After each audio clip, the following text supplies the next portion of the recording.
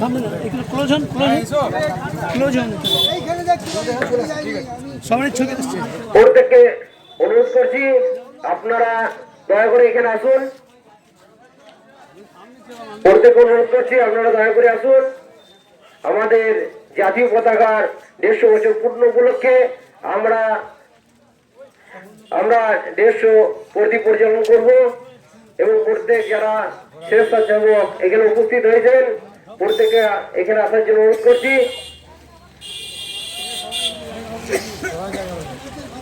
ঠিক আছে, সবাই নিজের ছবিটা দেখতে পাচ্ছেন? ওখানে তো হবে না, দেখা যাচ্ছে একটু ক্লোজ হতে। আর কিছুক্ষণের মধ্যেই আমরা প্রদীপ পরিচালন শুরু করব। দাঁড়ান দাঁড়ান, আমি নিচ্ছি সব ঠিক থাকবেন, আমি ঠিক কভার করে নেবো। না বলো বলো বলো। আসছে আসছে, এই দিকটা নিচ্ছি তো আগে, সব দেখতে পাচ্ছেন? সবাই আসছে আসছে, বলো বলো, ইয়ে বলো উৎপল, সব নেবে সব নেব।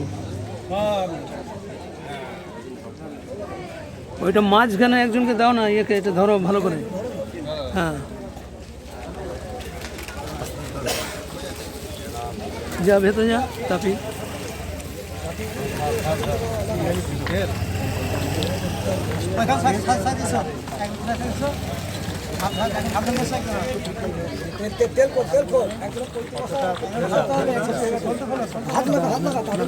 হাত লাগান, প্রদীপ জ্বালান।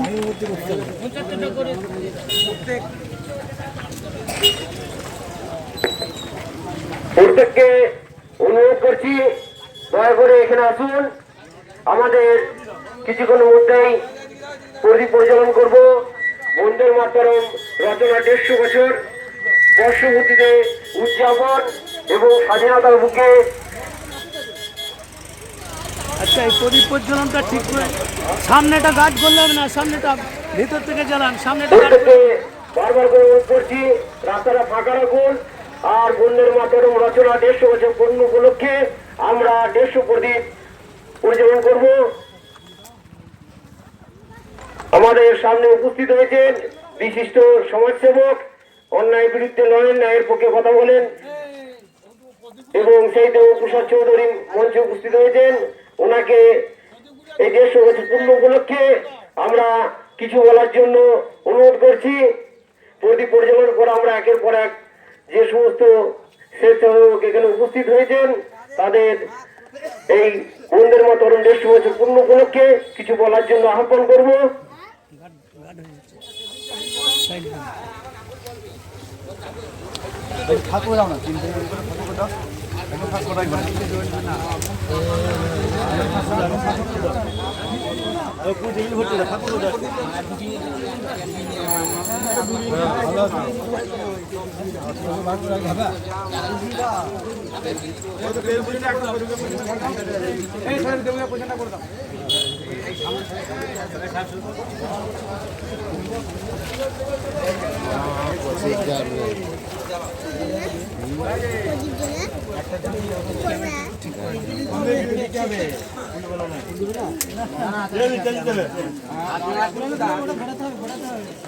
এই এই কাজল সামনে থেকে সর, দাঁড়া।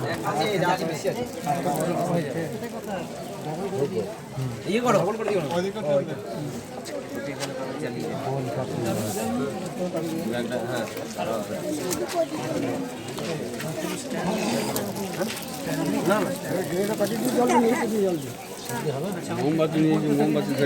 মোমবাতি জ্বালাতে হবে।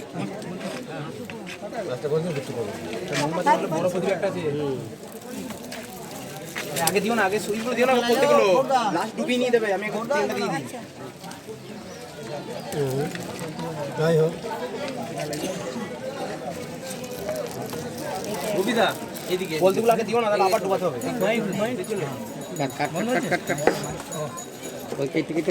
ধন্যবাদ।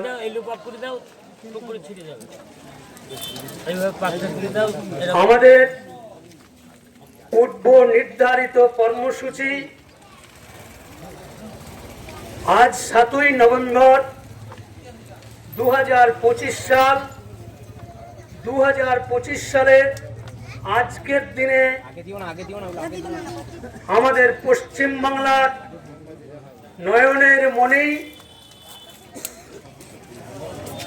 বঙ্কিমচন্দ্র চট্টোপাধ্যায়, যার রচনা যে বন্দে মাতরম সঙ্গীত বাজিয়ে আমরা আমাদের আজকের এই যে পূর্ব নির্ধারিত কর্মসূচি তেরঙ্গা যাত্রা, এই তেরঙ্গা যাত্রার আমাদের সূচনা বৈকাল 4 ঘটিকায় হয়েছে।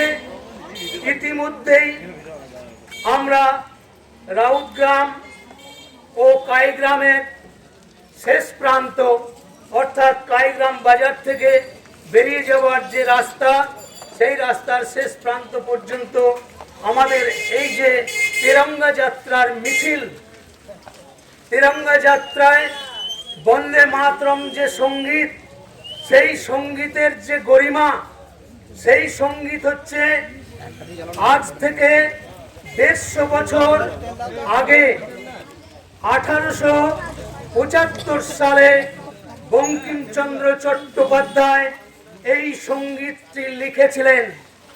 পরবর্তীকালে বিশ্বকবি রবীন্দ্রনাথ ঠাকুরের তত্ত্বাবধানে ওনার কণ্ঠে এই সঙ্গীতের সুরারোপিত হয়। তারপর থেকে বিগত 150 বছর ধরে ভারতবর্ষের প্রত্যেকটি রাজ্যের মানুষ তথা পশ্চিম বাংলার সমস্ত দলমত নির্বিশেষে সমস্ত রাজনৈতিক দলের কর্ণধার যারা আছেন, বিশেষ করে বিজেপি এবং স্বীকৃত যে সমস্ত রাজনৈতিক দল আছে, সেই সমস্ত রাজনৈতিক দলের মধ্যে কংগ্রেস তথা আরো অনেকগুলি রাজনৈতিক দলের কাণ্ডারীরা এই সঙ্গীত পরিবেশনের মাধ্যমে তাদের প্রত্যেকটি অনুষ্ঠানকে সুন্দর এবং বর্ণময় করার যে ব্যবস্থা, এই সঙ্গীতের মাধ্যমে, এই সঙ্গীত শুধু একটা সঙ্গীত নয়। আপনারা অনেকেই ইতিহাস জানেন না, ইতিহাস আপনাদের জানা উচিত, যেহেতু আমরা আপনারা এই ভারতবর্ষের স্থায়ী নাগরিক। আপনাদের নৈতিক কর্তব্যের মধ্যে পড়ে এই জাতীয় সঙ্গীত, এই রাষ্ট্রগীতকে প্রাধান্য দিয়ে আপনার পরিবারের সন্তান সন্ততি, আপনার যুবক থেকে আরম্ভ করে মহিলাদেরকেও ত্বরান্বিত করবার জন্যে এবং এই জাতীয় সঙ্গীত রাষ্ট্রীয় গীতকে মর্যাদা দেওয়ার জন্য প্রতিটি পরিবারের যারা অভিভাবক আছেন তাদের নৈতিক কর্তব্যের মধ্যে পড়ে যে আপনারা এই সঙ্গীত প্রতিটি ক্ষেত্রে যেন গাইতে পারে। আপনারা শুনলে অবাক হয়ে যাবেন, এই সঙ্গীত রচনার পরবর্তীকালে 1875 সালে এই সঙ্গীত রচনা করেছেন। তখন থেকে ব্রিটিশ শাসনের যে জ্বালতে হবে, তার ছোট মোমবাতি জ্বালার জন্য মধ্যে দিয়ে এই ভারতবর্ষের নিপীড়ন, অত্যাচার, লুট, ধ্বংসাত্মক কার্যকলাপ ব্রিটিশ বেনিয়া করে গেছেন। সেই ব্রিটিশ বেনিয়ার পদলেহিকারী চাটুকারের দল সেদিনেও ছিল, আজকের দিনেও আছে। তাই এই বন্দে মাতরম সঙ্গীতটিকে অনেক ক্ষেত্রে অনেক রাজনৈতিক দলের নেতারা এই সঙ্গীত যাতে পার্লামেন্টে অর্থাৎ সংসদে গাইতে না পারে তার জন্য একটা প্রতিবন্ধকতার সৃষ্টি করেছিল। এই ইতিহাস অনেকেই আপনারা জানেন। এই পশ্চিম বাংলারই একজন মন্ত্রী, কৃষি মন্ত্রী, আমি নাম করে বলছি, প্রয়াত কলিমুদ্দিন শামস, আপনাদের নিশ্চয়ই স্মরণ আছে। কলিমুদ্দিন শামস ফরওয়ার্ড ব্লকের একজন নেতা এবং এই রাজ্য সরকারের একজন মন্ত্রী হয়েও কলিমুদ্দিন শামসের মতো আরো কিছু মন্ত্রী এবং তৎকালীন শাসক দলের বেশ কিছু মন্ত্রী এই বন্দে মাতরম সঙ্গীতের বিরোধিতা করেছিলেন। কেন বিরোধিতা করেছিলেন? এই সঙ্গীতের পূর্ণ মূল্যায়ন না করে একটা বাতাবরণ সৃষ্টি করা হলো। দুটি মাত্র স্তবক আমাদের যে কোনো অনুষ্ঠান হয়, সেই স্তবকের আমি কথাটা এখানে উল্লেখ করছি। বন্দে মাতরম, বন্দে মাতরম, সুজলাং সুফলাং মলয়জ শীতলাং সুশ্যামলাং মাতরম, বন্দে মাতরম, শুভ্রজ্যোৎস্না পুলকিত যামিনীং ফুল্লকুসুমিত দ্রুমদল শোভিনীং সুহাসিনীং সুমধুর ভাসিনীং সুখদাং বরদাং মাতরম, বন্দে মাতরম, বন্দে মাতরম, বন্দে মাতরম।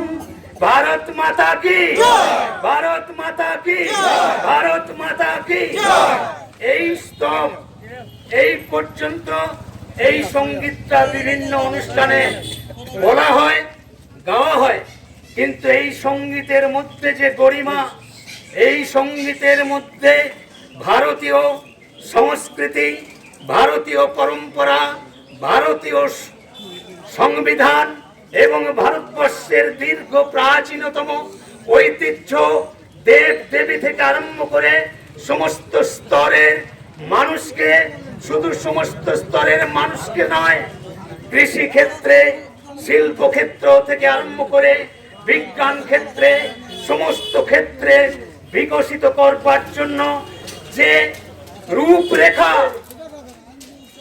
বঙ্কিমচন্দ্র চট্টোপাধ্যায় লিখে গেছেন, তার পরের পংক্তিগুলো আপনারা অনেকেই জানেন না, জানবার চেষ্টা করেন না। হয়ে গেছে,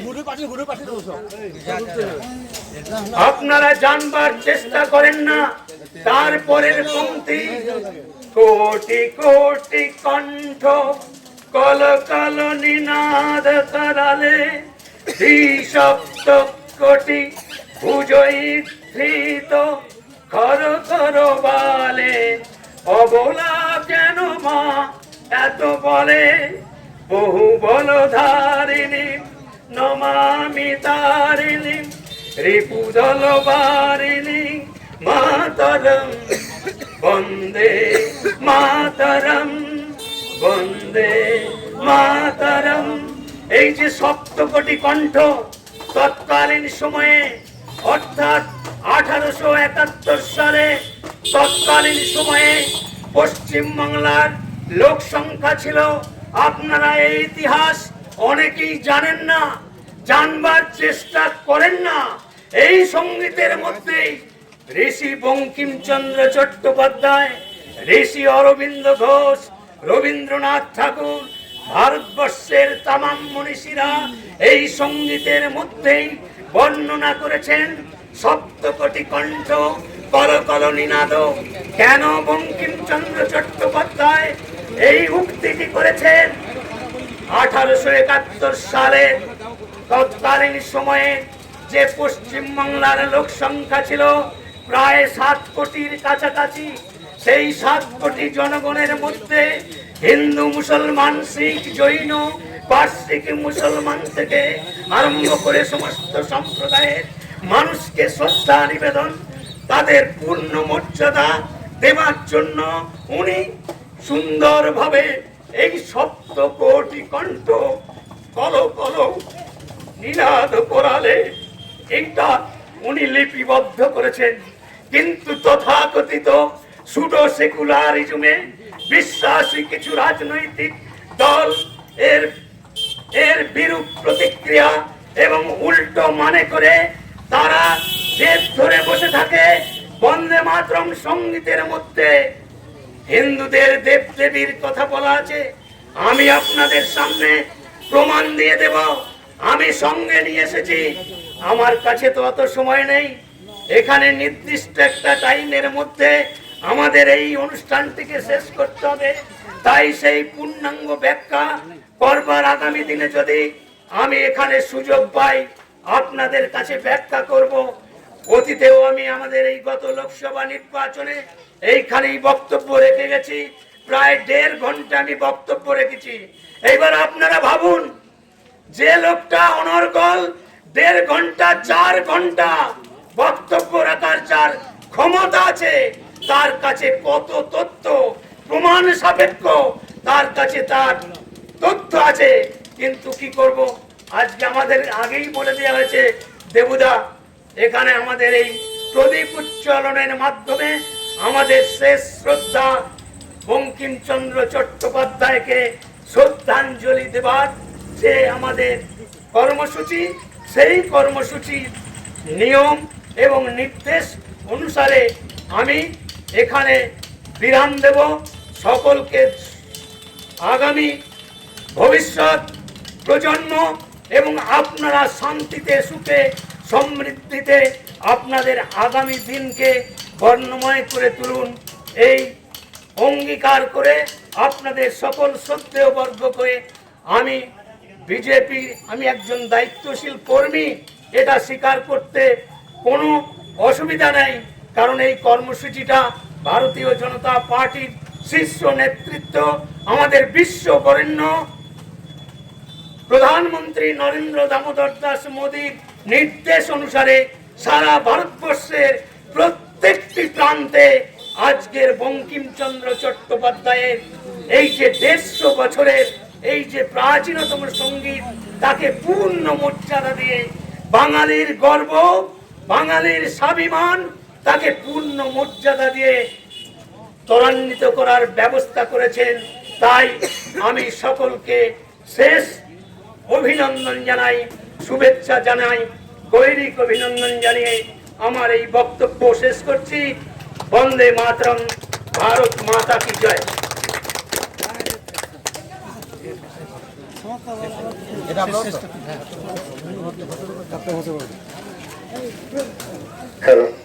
এইখানেই আমাদের অনুষ্ঠান সমাপ্তি ঘোষণা করা হচ্ছে। আপনারা সব শান্তিপূর্ণ ভাবে যাবেন।